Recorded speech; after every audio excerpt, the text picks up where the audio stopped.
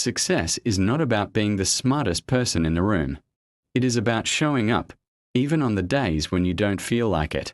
There will be moments when you doubt yourself. There will be times when you feel tired, unmotivated, and ready to give up. But remember this: every successful person you admire has faced those same moments. The difference is that they kept going. You don't have to be perfect. You don't have to have everything figured out. All you need to do is take the next step.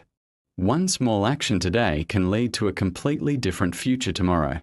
Stop waiting for the perfect time. The perfect time does not exist. Start with what you have. Use what you know. Improve as you go. Your dreams are not impossible. They simply require consistency, patience, and the courage to continue when progress seems slow.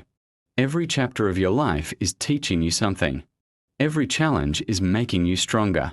Every setback is preparing you for a comeback. So believe in yourself, even when no one else does. Stay disciplined when motivation fades. Keep working quietly toward your goals. Because one day, the hard work you are putting in today will become the success story that inspires someone else.